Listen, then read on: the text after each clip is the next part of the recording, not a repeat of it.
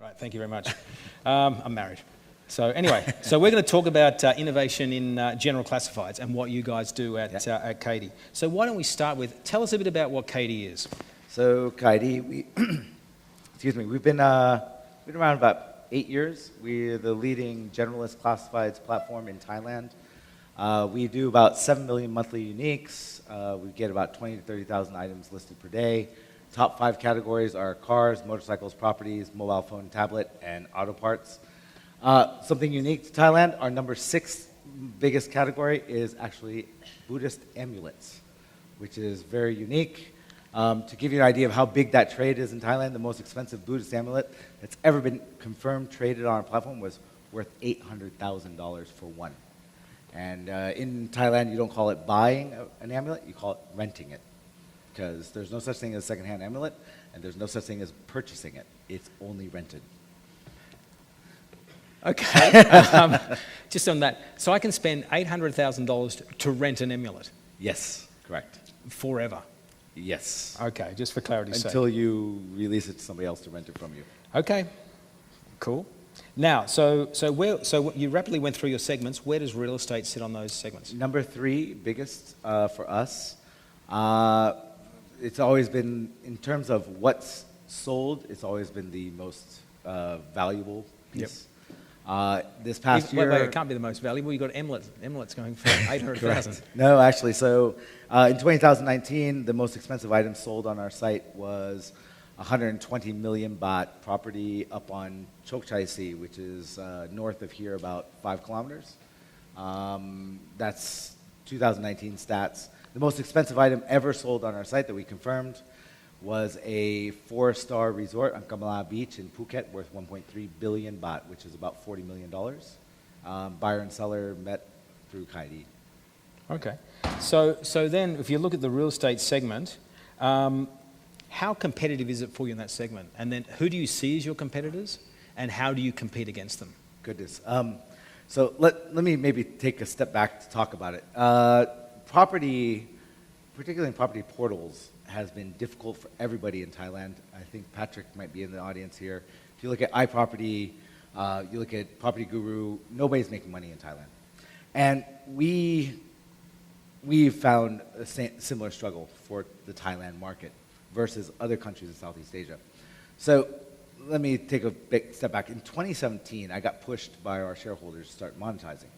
So, of course, I went cars and property, 2 of my biggest audiences, 2 of my biggest categories. Went to cars, it worked fabulously. I went to property, it worked terribly. Okay. And we made a lot of wrong assumptions. And from our naivety was, hey, look, property, they're selling houses on us, brokers must look like car dealerships. Wrong. And we were absolutely wrong. And here was the key difference. If you look at a car dealership, they own the asset. And they are losing money every single day that asset's sitting on my lot. They know their numbers inside and out. And in the broker market, in the real estate brokers in Thailand, they don't own the asset, they don't have exclusivity, they have no vested interest in that listing. So their willingness to pay is extremely low. And when we went out and we naively thought, these guys will pay us, wrong, they all ran away from us. And so today, where I make money in property is actually from for sale by owner. It's in what we call our private segment. We make almost nothing from professional or real estate brokers. And we're re-looking at that this year in 2020 about how do we actually crack open the market in property because we got it wrong, completely wrong. So let's explore that a bit more, right? And, how much do you charge for a private listing on the site? So if you're first condo, it's free. And that has to go back with our roots, which is we want grandma and grandfather to be able to buy and sell online. So no charge. Your second condo or second house, etc., is 200 baht, which is about $6. For a car, it's about $3, 100 baht. So that gives you kind of a reference point of where we're at. And when we talk to our listers that had been with us since the beginning of time, when we were free to list, we called them, we said, hey, what happened? And they went, oh, you started charging me. Where'd you go? And they would name off some random small site that literally has like 200, 300 visits a day. He goes, I put it there. And why? Because it's free. And their willingness they're like, it's free. And we're like, yeah, but do you get any leads? He goes, I don't know. I just know it's free. I'm not paying you, Tiwa. Right. And this is something we actually talked about in 2017 when I was on stage in Portugal. There's one thing that when you look at the Asian markets versus the Western markets, and this is a key difference in terms of our consumers, which is in Western markets, people are willing to pay to save time. So willing to spend money to save time. In Asian markets, we're willing to spend time to save money. And this is a key difference in how do you monetize businesses like ours because of this factor of how do you properly monetize them. Right. So then, if it's your largest revenue generator in the real estate segment and my first property is free, how do you make money? So we make our money actually from private listers, and they want to promote their own thing. So what we found was when you own the asset, spending $20, $50, $100 to promote your listing, you're fine. It costs me nothing. So they'll bump their ads, they'll place what we call in our world top ad or a feature placement. They're happy to spend the money. Right. So it's a freemium model at the end of the day. Exactly. Free to get on and then you bump. Now, how do you then stimulate your audience to buy them? Now, what's the mechanisms that you're using to, if I put my listing up there, do I then get bombarded with upgrade type advertisement? We are careful on how much we send you, but yes, we do help. We push messages, in-app messaging to say, hey, look, did you know that you can get more viewers on your listing if you bump it now? So we do that type of promotion. We are careful to not bombard somebody too much. Okay. Yeah. So then, so I understand that side of the business and the model that you have there. What about the other side of the business, the agents and the developers? How are you thinking about addressing those markets? Yeah, so let's put it straightforward. I do a very poor job at the moment on how to address them. And it comes down to how we've approached the business of being a generalist and saying, look, grandma and grandpa can list, and we haven't done a good job of addressing the developers at all. Mm-hmm. The brokers, we understand that they're not willing to pay us for various and sundry reasons. The developers, we don't have the right product. And the reason is because I can't do inventory management for them. They want a full service and they want the content and all those things. And my team, we're not built for that today. Mm-hmm. We are considering this, and in 2020 for us, for Kaidi, is a big push into real estate and trying to crack that open in Thailand.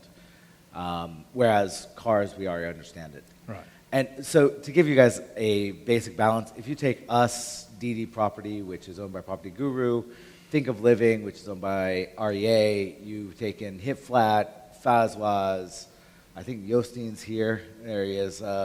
You take all of us together, all of Thailand real estate, online portals, making maybe $8 to $10 million a year. It's ridiculously small. And you look at it like Property Guru, I was on the phone with Hari from Property Guru just 2 days ago. You know, they've been around, they bought that business in 2012. The business makes a couple $1 million. I make a couple $1 million. Nobody's making money in Thailand right now. And it's a hard sprint of figuring this out. Whereas people are making money in Vietnam. And there's a lot of money to be made there. And it just happens to be this idiosyncratic market of Thailand. That's odd, and it's weird, and we have to fix it, and we have to find other ways to do it. But if you analyze the two markets, which you must have done, right? Yep. What is the key driver of making money in Vietnam and not making money in Thailand? Is it attitude? Is it the attitude of the advertiser? Is it the site? Is it what's the one or two little things?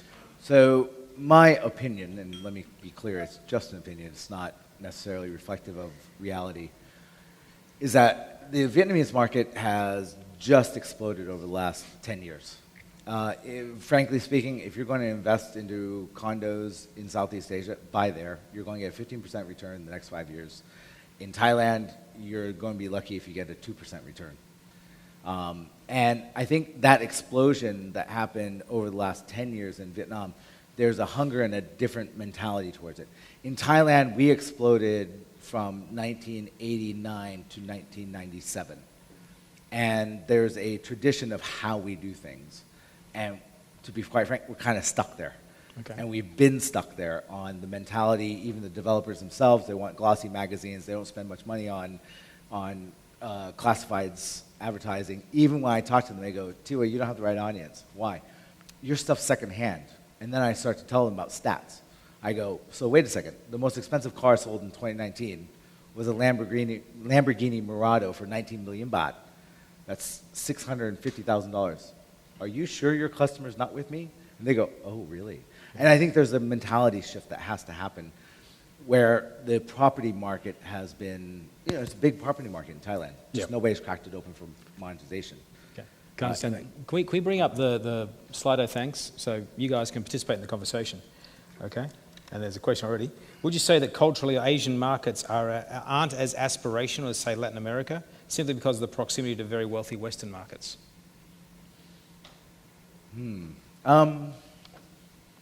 Gosh, I'm not sure. I don't know how to answer that correctly. So if you look at it, you say like a Thailand versus Chile.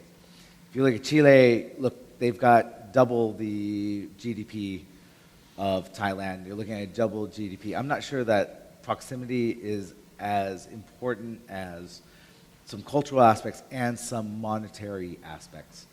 Thailand's extremely weird in this perspective, which is, I started doing startups in this country in 2004. By 2007, we saw money fly into Vietnam from the Viet Kieu. Viet Kieu are kids that were part of the refugees that went to the States and then came back. They started investing. We also opened up a business in Indonesia at the time, and Indonesia was like crickets chirping in 2008. You could not find anybody that was doing online. By 2010, suddenly money starts flying into Indonesia. And I'm sitting in Thailand going, hello, did you guys forget somebody? I'm trying to raise money here. And suddenly, so this goes on, Indonesia's Indonesia. And then suddenly 2 years ago, money, Indonesia's expensive, switches back to Vietnam. I'm still sitting in Thailand going, hello, did you miss somebody? Did you forget about us? And yes, they did. And Thailand's really strange. All the macroeconomic factors make sense. The issues that we have is A, closed language, B, we're not good at marketing ourselves, C, we're not producing enough startups. So if you look at the Vietnamese market on VC capital, VCs look at, I think there's 1.8 startups per 100,000 capita, and in Thailand we're at like 1.2. And there's issues there that we have to, from a Thai perspective, we need to work on and improve on. Yeah, which is a macroeconomic condition which I doubt you'll solely be able to fix. I'm just one small cog in this wheel. Yeah. So what's Katie's view on moving into the transaction and e-commerce business? So the original topic of today's session was Yes. where do we innovate in the generalists? And it's something that we are experimenting with. We're trying to get it off the ground. And the North Star for everybody in the generalist industry is actually Mercari out of Japan. And so Mercari did something that none of us thought could be done. And Mercari proved us wrong. Whether you're OLX, Kaidi, whether you're Shipstead, I don't care who you are, Mercari was the one company that actually came out, they launched in Japan, where all of us thought there's no market for secondhand goods and for our type of site in Japan. They launched and they made that transaction model work. So for those of you who are not familiar with Mercari, they actually charge on transaction, I think, 10% to the seller, and then they charge on delivery on top of that. I think this is the future for our business, and it is something we're experimenting with, and it's great to have them as a North Star to see where it's going, because I think that's where we have to go in terms of generalists. The issue is, how do you make that transaction favorable to the private individual? And it's a difficult balance for our business, because if we look at a professional seller, so let's say, Simon, you're a broker, or you sell cars, you're a dealer. You will go every single place that you professionally can sell successfully, and it works for you. Whereas, let's say, Jane, she only wants to sell her car once. So how do you balance it so that Jane is successful and you're successful, you'll pay me, and I never have to charge Jane? Because she's just successful. And I think these are the balances that us as generalist markets places need to figure out. I don't think the traditional model and being able to do these highly mad numbers is going to be reality for the next 10 years. I think us as generalists, we need to innovate and figure out where we're going to go. And I don't have the answers for that. I do believe the transaction and delivery are the places where we've got to try. To what extent do you think you're trapped in, if you look at the right moves right of the world, right, they're almost trapped by their success. Right? They've been done very well in the United Kingdom, very profitable, 74% EBITDA margin, good year-on-year growth, 10%, whatever the number is.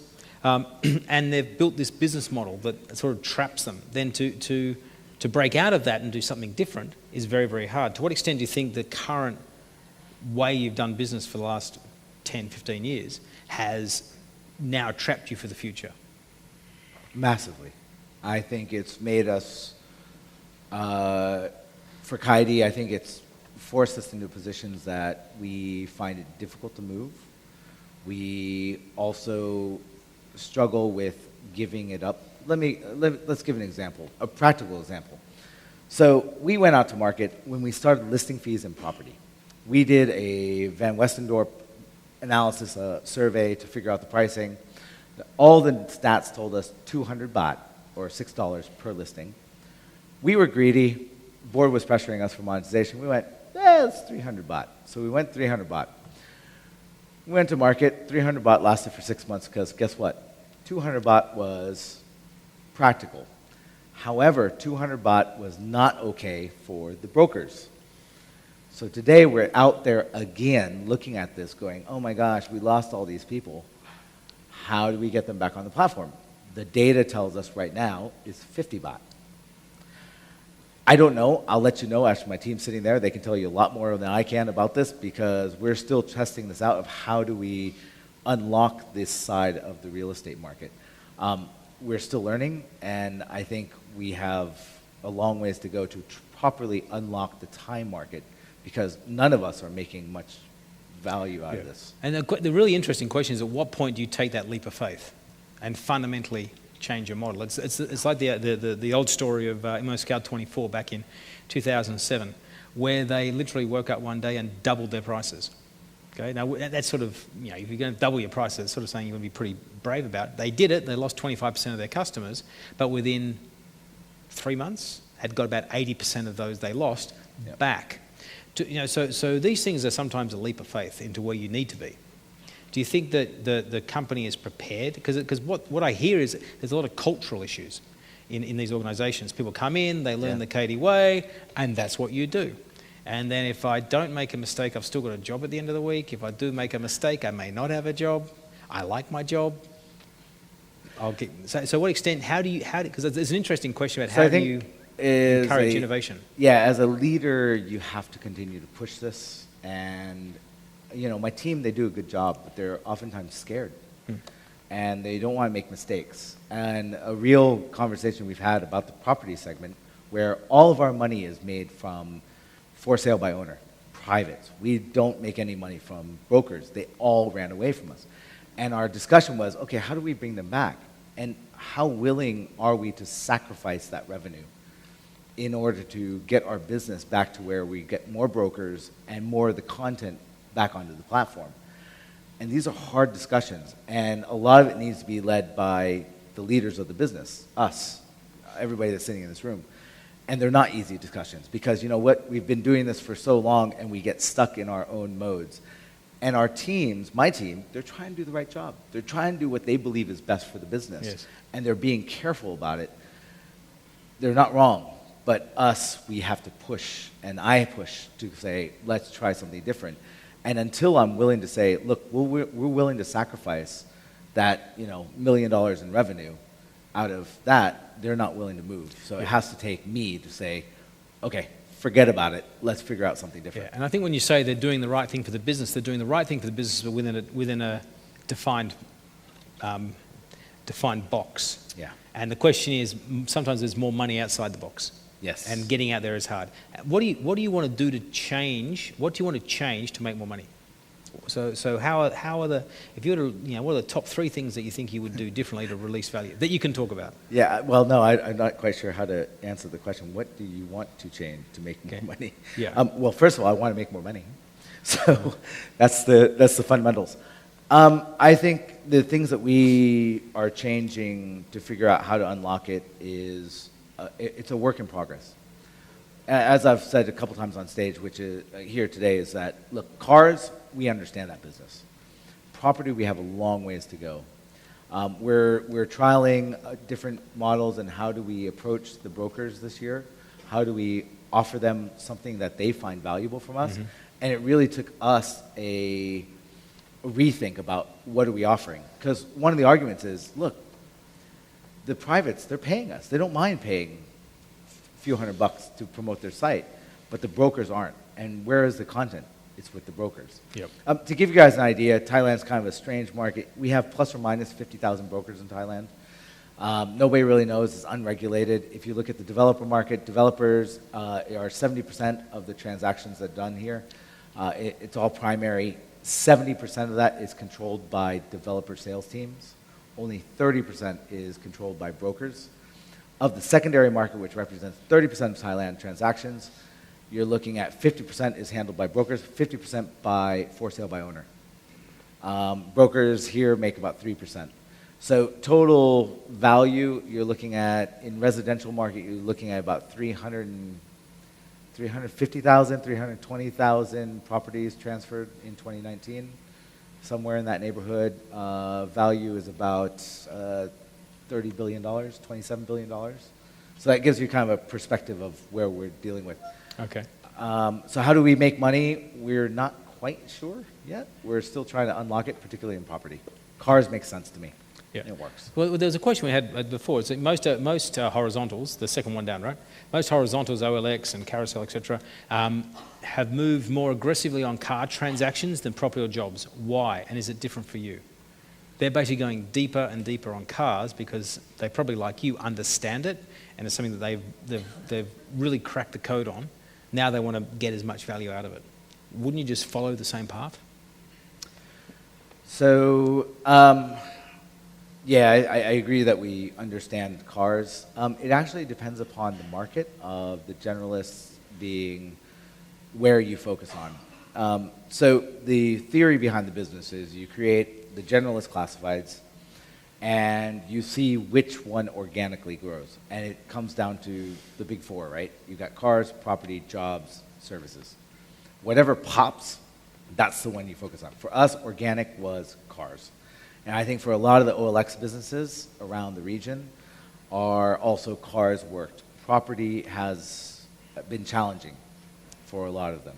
Now, if you compare that to, say, Western Europe or Northern European markets, where Schibsted owns most of them, they've got a lot of businesses that they're weak in cars, but strong in jobs and property, right? So it's a variable of what worked for your market, and then you focus on that first.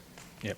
So, because the interesting question is, how much value is there to get out of the real estate segment versus going deeper in the property segment? Sorry, in the car segment. Yeah. So I'll give my perspective on it, whether I'm right, wrong, or otherwise, time will tell. We would say that, look, I think we understand cars and we're pushing on that. We know how to scale that. We know how to grow it. Property is the one that we think there's massively untapped value, and we are investing into it in 2020. The thing is, I'll let you know next year at Property Portal Watch how we did on this. We just keep pushing, and we understand that there's something there. We just don't know. And I think this applies for all of us that work in property in Thailand right now. We all feel this. We know that there's value there. We just haven't cracked it yet. But if you've got access to the assets, right? You've got eyeballs, you've got relationships, you've got a platform. And if you go back to what Malcolm was talking about with the versions 1.0, 2.0, 3.0, 4.0, why wouldn't you potentially just skip 1 and 2 and go straight for 3 or 4? Right? What's there to lose? I think there's nothing to lose. I think execution is difficult, and getting us to a place for our business has been focus. Okay. So where do we focus and where do we bet? Because there's a ton of unknowns in the property segment. So we've been focused on cars. This year we are focusing on property. And for example, we're hiring about 50 people this year just to focus on property. And that's where we're headed. We don't know what that's going to come out like. We don't know where it's going to be. We just believe there's something to be done. So therefore it's in probably the version, the 2.0 model that Mark went up there. Okay, why not just rent out your vertical section to vertical operators instead of operating it? Was that what the call with Hari was about? No, actually, the call with Hari was he and I had never met. So it was just like, hey, we've never met. So we caught up. Why not rent it out to verticals? We're not against that. I think you have to understand kind of some of the philosophy behind the generalist business. So if you look at a property vertical, what's the biggest challenge? Your CACs. Why? How often do people buy a property? Twice in their lives, right? With a generalist, and part of the core strategy of OLXs of this world, Shipsteads of this world, Kaidi of this world, Carousel, is that you give a reason for your audience to come every day. And we're not so hunting focused, which is, I just need to buy a property, I just buy a property. Actually, that's not people's behaviors. So the concept is that we create a lot of reasons for people to come back and visit us. I have 268 categories. 268 reasons for a visitor to come see me every single day. So that's the cross, it's how we work, that people come in, they shop, and they see, and maybe they're looking at a condo, maybe they're looking at a bag, maybe they're looking at a watch, and this is where it happens. When we look at the vertical of having partners that could handle that for us, am I open to it? I am open to it. It's just property happens to be a very core, critical category, and how do we address that so it meets my consumers' needs? And to be frank about it, I don't think Kaidi is doing a very good job yet. We've got more to go. But when I said it's my third most, you guys go visit my site. I know you have to use Google Translate to see it, but it's okay. Translate it from Thai. You'll go and see it and you go, oh my gosh, Tiwa's site, there's so many things he could be doing better. I agree with you. But the difference is this. I've got mad traffic. You know why? Because that's not what the consumer actually is looking for.